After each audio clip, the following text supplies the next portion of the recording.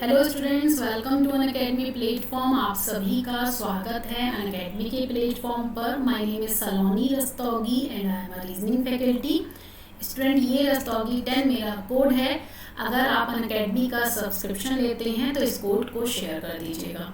ये बैचेस हैं स्टूडेंट जो कि हमारे 2 जून से स्टार्ट हो रहे हैं, तो आप इन्हें अपने सुटेबल टाइमिंग के अकॉर्डिंग ज्वाइन कर सकते हैं। ये हमारे एजुकेटर्स के नाम हैं स्टूडेंट्स, और ये बैचेस हैं जो आपके स्क्रीन पर हैं। एसबीआई क्लर्क, ये भी डायनेमिक बैच है स्टूडेंट 2 जून से, और क्रैश कोर्स भी हमारा 2 जून से स्टार्ट है, और सीईटी। इसके अलावा टारगेट बैचेस, फाउंडेशन और गुरुकुल बैच, रैंकर बैचेस और टारगेट एसबीआई बैचेस, ये सब बैचेस हमारे 2 जून से स्टार्ट हो रहे हैं। स्टूडेंट, अगर आपको कॉम्बेट में पार्टिसिपेट करना है तो इसके लिए आपको रस्तोगी 10 कोड यूज़ करना है। एवरी संडे ये 10 AM पेपर होता है स्टूडेंट, सुबह के 10 बजे। तो इसमें पार्टिसिपेट करने के लिए आपको सिर्फ ये कोड यूज़ करना है, तो बिल्कुल ना भूलिएगा इस कोड को यूज़ करना, ठीक है स्टूडेंट। और ये हिंदी और इंग्लिश दोनों में रहता है, तो बिल्कुल लाइव टेस्ट की तरह रहेगा। और अगर आपकी रैंक टॉप 500 में आती है तो आपको ये प्राइजेस मिलेंगे। ये है हमारा बैंक एग्जाम कॉम्बो स्टूडेंट्स, जो कि आरबीआई नाबार्ड का रहेगा, और ये 9 जून से स्टार्ट होगा इसका बैचेस। अगर आप 6 मंथ का या स्टूडेंट 12 मंथ का या 24 मंथ का सब्सक्रिप्शन लेते हैं तो वहाँ पर आपको यही कोड यूज़ करना है, रस्तोगी 10। तो ज़्यादा से ज़्यादा इस कोड को शेयर कर दीजिएगा।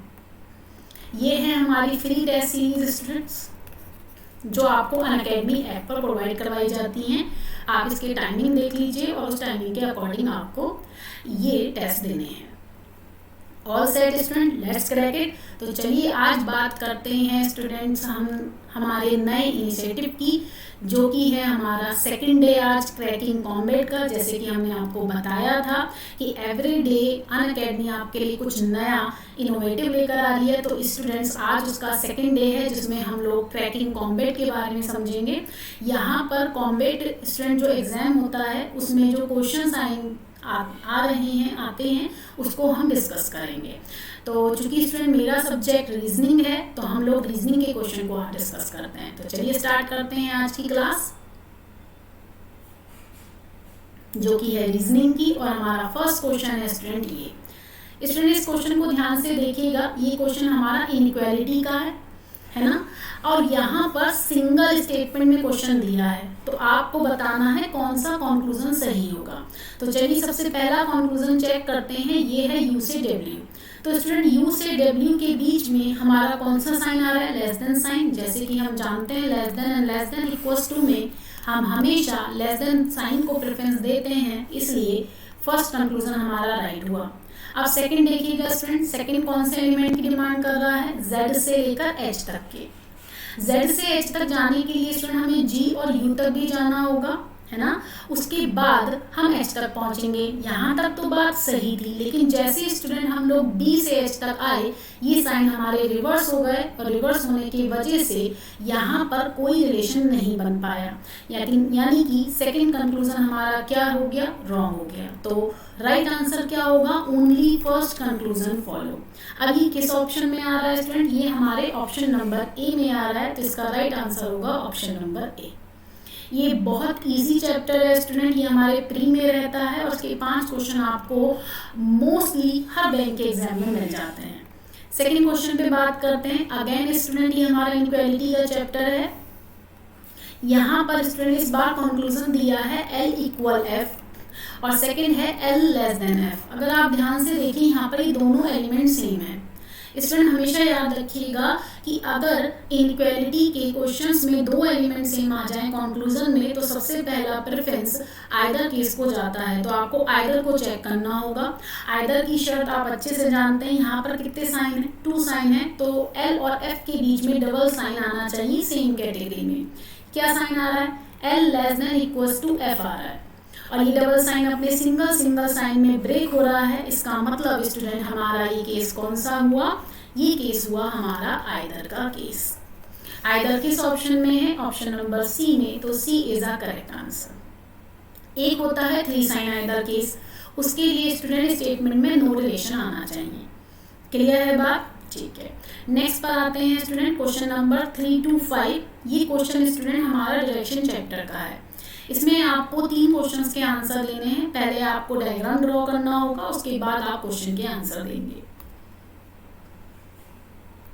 तो स्टूडेंट हम जो अपना कंपास लेते हैं वो ऐसे नॉर्थ, ईस्ट, साउथ और वेस्ट इस तरीके से लेते हैं और इसी के बिहाफ पर हम लोग चार्ट बनाएंगे। तो पढ़िए जरा पहली लाइन, Z जो है वो 12 मीटर नॉर्थ में है स्टूडेंट, किससे, T से। तो हमने सबसे पहले Z को बनाया, ठीक है, और वो नॉर्थ में है किससे स्टूडेंट, T से। हमने यहाँ पर T बना दिया, क्लियर। इसके बाद वो क्या कहता है, विच किसके लिए यूज हो रहा है, T के लिए यूज हो रहा है। T जो है वो 16 मीटर वेस्ट में है किससे, W से। तो स्टूडेंट यहाँ पर W बना दीजिए, ये आ गया हमारा W। और कितना कहाँ है, 16 का है तो 16 लिख दीजिए। ये 12 का है तो 12 लगा दीजिए। नेक्स्ट लाइन पढ़ते हैं। नेक्स्ट क्या कहता है, Z जो है वो 9 मीटर ईस्ट में है X से। तो स्टूडेंट ये हमारा 9 मीटर क्या आ जाएगा, X आ जाएगा, यहाँ पर X पॉइंट। उसके बाद वो कहता है U जो है वो साउथ में है X से, एंड भी लगा हुआ है स्टूडेंट, पूरी लाइन को एक साथ पढ़ेगा। एंड किसके लिए, U के लिए है। And is to the west of T, यानी U जो आएगा वो साउथ में आएगा स्टूडेंट X से, यानी कुछ इस तरीके से। और T के ठीक सामने आना है तो ठीक सामने इस तरीके से यहाँ पे बना दीजिए U को। अब चूंकि ये स्टूडेंट 12 है तो इसके ठीक सामने की जो ये लाइन होगी ये भी 12 होगी, क्योंकि पैरेलल लाइंस का रूल रहता है हमारा। तो यहाँ पर आप 12 लिख दीजिए। नेक्स्ट लाइन क्या कहता है, Y जो है वो एग्जैक्टली बिटवीन है T एंड W के स्टूडेंट। तो T एंड W के एग्जैक्टली बिटवीन यहाँ Y हो गया, इसका मतलब ये हमारा 8 और ये भी हमारा 8 हो गया, सही है स्टूडेंट। नेक्स्ट लाइन क्या कहती है, V जो है वो एग्जैक्टली बिटवीन है किसके, X और U के। तो X और U को देख लीजिए स्टूडेंट कहाँ पर है, ये रहा X और U, इसके ठीक बिटवीन में यहाँ पर हम किसे बना देंगे, V को बना देंगे। यानी कि 6 मीटर यहाँ पर हो जाएगा स्टूडेंट और ये 6 मीटर यहाँ हो जाएगा। अब वो कहता है नेक्स्ट पॉइंट कि S जो है वो 9 मीटर ईस्ट में है V से। तो स्टूडेंट ये हमारा यहाँ पर क्या आ जाएगा, S आ गया। और कितना है, 9 मीटर, कर दीजिए बिल्कुल ठीक, वहीं पर रुकेगा। तो स्टूडेंट ये हमारा कंपास यानी ये हमारा चार्ट बन गया कंपास के अकॉर्डिंग। अब वो क्या कहता है, Z एंड W की शॉर्टेस्ट डिस्टेंस पूछ रहा है वह। तो सबसे पहले आपको Z और W को मिलाना है स्टूडेंट, लाइक दिस। ये एक ट्रायंगल बन गया। जब कभी भी शॉर्टेस्ट डिस्टेंस की बात की जाएगी डायरेक्शन चैप्टर में, आपको हमेशा पाइथागोरस थ्योरम लगानी है। और पाइथागोरस थ्योरम की शर्त होती है कि आपका जो ट्रायंगल होगा वो राइट एंगल होगा। क्योंकि हमारे पास ये ट्रायंगल राइट एंगल है स्टूडेंट, तो जल्दी से यहाँ पे हम पाइथागोरस थ्योरम लगाते हैं। 16 का स्क्वायर यानी बेस स्क्वायर प्लस 12 का स्क्वायर यानी perpendicular square is equal to hypotenuse square, है ना, हाइपोटेनस। तो यानी स्टूडेंट कर्ण का स्क्वायर बराबर होता है लंब के स्क्वायर के और आधार के। 16 का कितना होता है स्क्वायर, 256 प्लस 144, ये कितना हो जाएगा, √400। 400 किसका होता है, √20 का। तो इसका राइट आंसर स्टूडेंट क्या होगा हमारा, ऑप्शन नंबर C 20। क्लियर है diagram, very easy diagram student, आप आराम से इसको समझ सकते हैं। क्वेश्चन नंबर 4 पर आते हैं। वो कह रहा है U का डायरेक्शन बताना है किससे स्टूडेंट, Z से। तो जरा देख लेते हैं U कहाँ पर है और Z कहाँ पर है। ये रहा स्टूडेंट U इस जगह पर, और आपको इसी की डायरेक्शन बतानी है किससे, Z से। तो ये एरो कुछ इस तरीके से जा रहा है, ये एरो है स्टूडेंट, यानी साउथ वेस्ट इसका राइट आंसर होगा। E is the correct answer. ठीक है स्टूडेंट, 5th क्वेश्चन देखते हैं। इस बार उसने V की डायरेक्शन पूछी है स्टूडेंट किससे, Y से, है ना। V की डायरेक्शन Y से पूछी है। तो चलिए देखते हैं V कौन सी डायरेक्शन में है। V स्टूडेंट कहाँ है, पहले चेक कर लो, ये रहा V, और Y कहाँ है स्टूडेंट, Y ये रहा। तो अब ये जो लाइन आएगी स्टूडेंट कुछ इस तरीके से तो आएगी, ये एरो ऐसे ही तो जाएगा। तो ये वाला एरो स्टूडेंट ऐसे जा रहा है, तो ये कौन सी डायरेक्शन किस जोन में आ गई, नॉर्थ वेस्ट में। तो इसका राइट क्या आंसर होगा student, north west. A is the correct answer. Clear है स्टूडेंट, हाँ, सिंपल सा चार्ट है जो आपको ड्रॉ करना है। नेक्स्ट क्वेश्चन की तरफ बढ़ते हैं, question number 6 to 10। Student question को पढ़िएगा। ये क्वेश्चन किस चैप्टर से बिलोंग करता है, ये चैप्टर से बिलोंग करता है हमारे पजल। इसमें क्या लिखा हुआ है, क्या मेंशन है, वो कह रहा है कि एक बुक फेयर हो रही है जो कि 7 डिफरेंट प्लेसेस में है। और 7 डिफरेंट उसके मंथ दिए हुए हैं स्टूडेंट्स।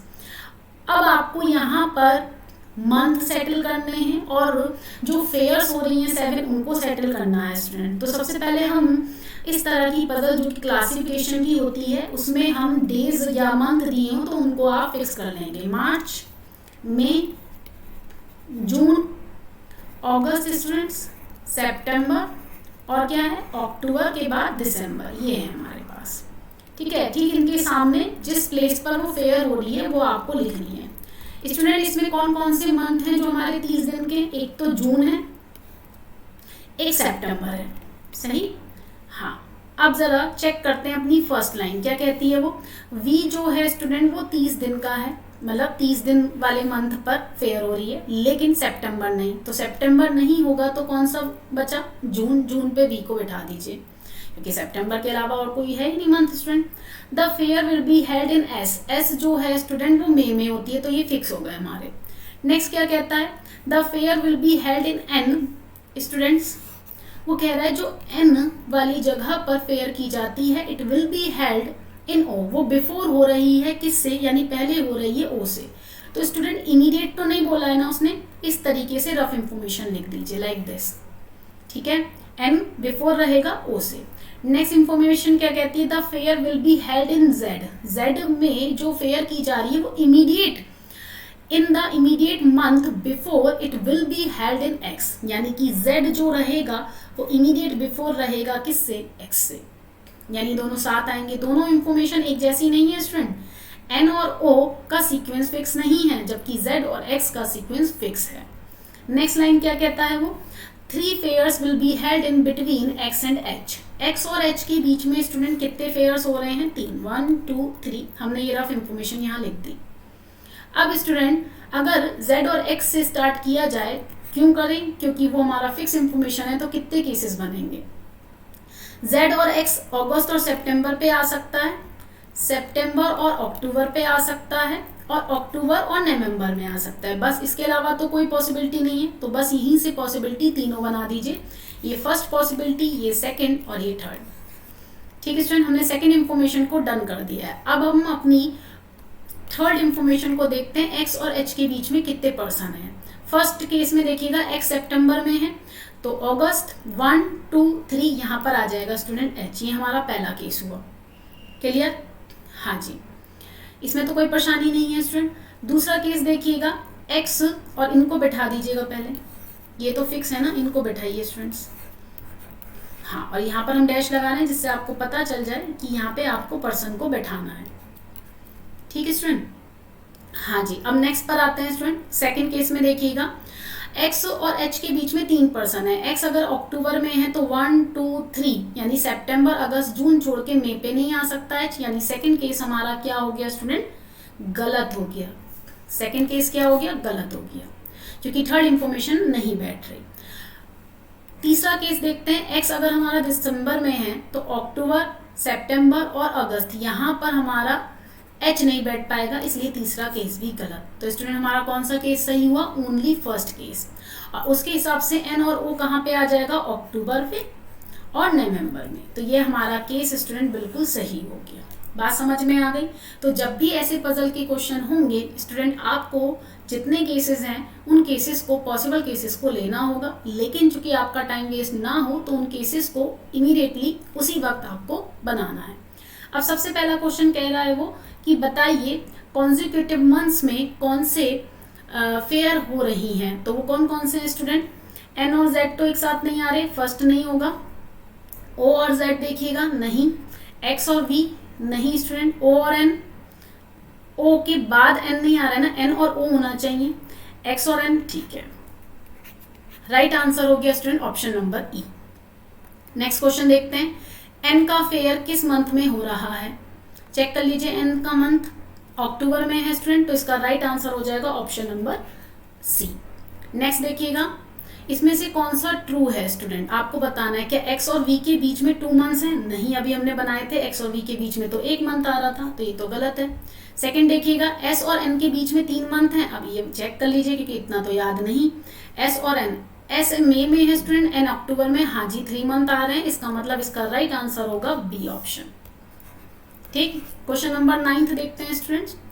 वो कह रहे हैं 30 डेज किस प्लेस पर हो रही है, यानी कौन सा है जो 30 डेज वाला है। दो ही तो थे स्टूडेंट, सितंबर वाले थे और जून वाला था। ठीक है, तो एक तो हमारा कौन था, एक तो एक्स था जो कि अच्छे से याद होगा आपको, और एक वी था। एक बार और देख लीजिए, 30 दिन में एक तो एक्स हो रहा है, एक वी। तो स्टूडेंट एक्स और वी दोनों आंसर होंगे, चूंकि एक्स है नहीं इसलिए आंसर हो जाएगा वी।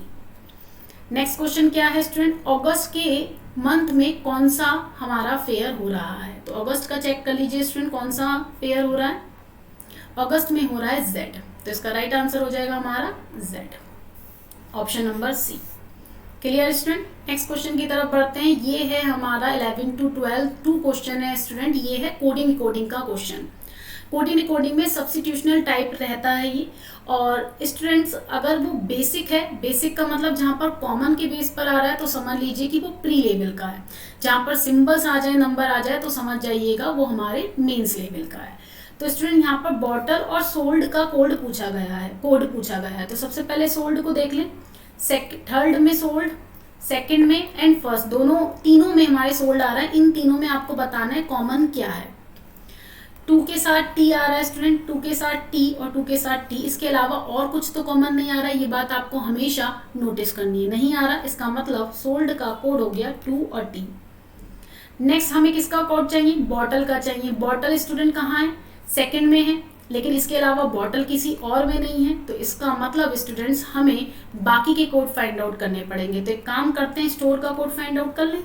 स्टोर हमारा सेकंड एंड फोर्थ में है स्टूडेंट, इसमें क्या कॉमन आ रहा है सेकंड एंड फोर्थ में, 4R। तो ये हो गया कोड किसका, स्टोर का। ठीक, अब हमें रोज का कोड ढूंढना है, सर्च करना है। तो इसको ट्रायंगल से रिप्रेजेंट कर देते हैं। रोज फर्स्ट में है and second, first and second में कॉमन आ रहा है स्टूडेंट 9S। तो रोज का कोड क्या हो गया 9S। अब आप खुद देख सकते हैं सेकंड में क्या बचा, बॉटल, बॉटल का कोड क्या हो गया स्टूडेंट हमारा 6E। तो इसका मतलब इसका राइट आंसर हो जाएगा बी ऑप्शन। क्लियर स्टूडेंट, हाँ जी। नेक्स्ट पर आते हैं, रेड का कोड पूछा है उसने, रेड का कोड क्या होगा। तो अभी चूंकि आप काफी कुछ यहाँ पर सर्च कर चुके हैं तो देख लीजिए रेड का कोड क्या बचा हुआ है स्टूडेंट। ये है हमारा रेड, रेड को हमने इस तरीके से लाइन से कर दिया और रेड आ रहा है फर्स्ट में। तो फर्स्ट एंड फोर्थ में कॉमन क्या है स्टूडेंट, फर्स्ट एंड फोर्थ में कॉमन क्या है 3U। तो इसका कोड क्या हो जाएगा 3U। 3U is a correct answer, यानी ऑप्शन नंबर, हाँ option number A is a correct answer. Red का कोड समझ में आ गया सभी को। अच्छा क्वेश्चन ये है स्टूडेंट, अगर रेड का कोड हमने किस बिहाफ पर निकाला है कि हमारा फर्स्ट एंड फोर्थ में, लेकिन ये ध्यान रखिएगा यहाँ पर तो ऐसा नहीं था, लेकिन अगर फर्स्ट एंड फोर्थ में 3U के अलावा कुछ और कॉमन हुआ तो वह नहीं फाइंड आउट कर सकते थे, क्योंकि अभी सील्ड का कोड फाइंड आउट हुआ नहीं है। कर सकते हैं यहाँ पर, लेकिन इस बात का ध्यान रखिएगा। ठीक है स्टूडेंट, नेक्स्ट पर आते हैं क्वेश्चन नंबर हमारा 13, और ये स्टूडेंट आज का लास्ट क्वेश्चन है जो कि ब्लड रिलेशन का पजल फॉर्म है। जब कभी भी इस तरह के क्वेश्चंस आ जाएं तो हमेशा याद रखिएगा, इन्फॉर्मेशन को अच्छे से पढ़िएगा। 8 मेंबर दिए हैं जिसमें से 3 क्या हैं स्टूडेंट, मैरिड कपल है। सही। अब सबसे पहली लाइन कहता है वो जे जो है वो सन इन लॉ है। सन इन लॉ तभी बनेगा जब उसकी वाइफ आएगी, और वाइफ के ऊपर ये आ गया एल। हु इज मैरिड, यानी एल की मैरिज स्टूडेंट किससे हुई है, के से हुई है। सही, ये हमारा पहली लाइन का चार्ट बना। सेकेंड लाइन क्या कहता है, एन के स्टूडेंट्स एक सन है एक डॉटर है। अभी चूंकि हमें नहीं पता एन कहाँ पर कनेक्ट होगा, इसलिए हमने साइड में लिख दिया। सेकंड क्या कहता है, एम स्टूडेंट आंट है एस की। तो एम आंट तभी बनेगी ना इसकी जब उसके मम्मी या पापा यहाँ पर आएंगे। तो हमने इसे रफ में ऐसे बना दिया, तो इससे क्या होगा स्टूडेंट, कनेक्ट करना आसान रहेगा। नेक्स्ट लाइन कहती है के मदर इन लॉ है। मदर इन लॉ यानी फीमेल पर्सन बना दे के को, और किसकी मदर इन लॉ है स्टूडेंट, जी की। अब यहाँ पर तो जी आ नहीं सकता, इसका मतलब यहाँ पर इसका एक और चाइल्ड रहा होगा और उसकी मैरिज हुई होगी जी से। सही। हु हैज, यानी कि स्टूडेंट इन दोनों के कोई भी चाइल्ड नहीं होंगे। अब वो कह रहा है आर जो है वो सिस्टर है, यहाँ पर जोड़ दीजिए आर सिस्टर है किसकी, एस की। स्टूडेंट ध्यान से देखिए, यहाँ पे 3 मैरिड कपल की बात की है। 3 मैरिड कपल 1 2 3 आ गए हमारे, सही है, कोई दिक्कत नहीं है। उसके बाद स्टूडेंट यहाँ 8 मेंबर है, 2 मेंबर तो यहाँ हो गए, 4 मेंबर यहाँ हो गए, 4 और 2 6, अब सिर्फ 2 ही मेंबर आ सकते हैं। इसका मतलब स्टूडेंट फर्स्ट एंड सेकंड का कॉम्बिनेशन आपको बनाना होगा, और जब आप कॉम्बिनेशन बनाएंगे तो स्टूडेंट आप खुद समझिए एम की जो ये सिस्टर या ब्रदर है उसके 2 चाइल्ड हैं, ठीक है, और ऐसी एन के, तो एन की पॉसिबिलिटी यहाँ पर आने की हो गई। अब चूंकि हम एन को जी के साथ कनेक्ट नहीं कर सकते तो एन को जे के साथ कनेक्ट किया जाएगा। क्यों? क्योंकि जी के चाइल्ड नहीं है, अगर हमने यहाँ पर एन बनाया तो इसके 2 चाइल्ड आएंगे, इसलिए एन हमारा यहाँ कनेक्ट हुआ स्टूडेंट। इसके 2 बच्चे हैं, एक मेल पर्सन एक फीमेल पर्सन, जिसमें से एक आर होगा और एक एस होगा। क्लियर बात समझ में आ गई? हाँ जी। और इस एन की सिस्टर कौन हुई स्टूडेंट? एम, तो यहाँ पे हमने एम को जोड़ दिया, ये चूंकि फीमेल पर्सन है तो जी बन गया मेल पर्सन। तो स्टूडेंट जब आप एक चार्ट को बना रहे होते हैं तो उसमें क्लू होता है। क्लू क्या था? ये एन ही निकला, ये वाला पर्सन। अब हमने कैसे जज किया? ऐसे जज किया कि जी के चाइल्ड नहीं थे, 3 मैरिड कपल थे, और मेंबर जोड़ नहीं सकते थे क्योंकि 8 मेंबर की डिमांड की थी, इस वजह से। ठीक है स्टूडेंट, तो हमारा क्वेश्चन क्या पूछा है? How is J related to R. जब कभी भी इस तरह का क्वेश्चन पूछे तो last person is U. Last person कौन है? आप है। ये आर आप हैं और आपको जे तक जाना है, तो जे आपके कौन हो गए स्टूडेंट? फादर। तो इसका राइट आंसर क्या हो जाएगा? Father. Clear student? I hope आपको ये सारे क्वेश्चन अच्छे से क्लियर हो गए होंगे। तो स्टूडेंट ये सारे क्वेश्चन हमारे कॉम्बेट के थे, उस पर हमने आज डिस्कशन किया। इसी तरीके से नेक्स्ट क्लास भी आएगी जिसमें आपके और सब्जेक्ट के क्वेश्चंस भी डिस्कस किए जाएंगे। आई होप आपको ये वीडियो क्लियर हो गई होगी स्टूडेंट्स। अगर कोई भी डाउट है तो बिल्कुल आप कमेंट कीजिएगा, जिससे कि उस चैप्टर के रिगार्डिंग और भी क्वेश्चन पे डिस्कशन हो सके। फिलहाल इतना ही स्टूडेंट, अपना ध्यान रखिएगा और मोस्ट इम्पॉर्टेंट थिंग, खुश रहिएगा। Thank you students.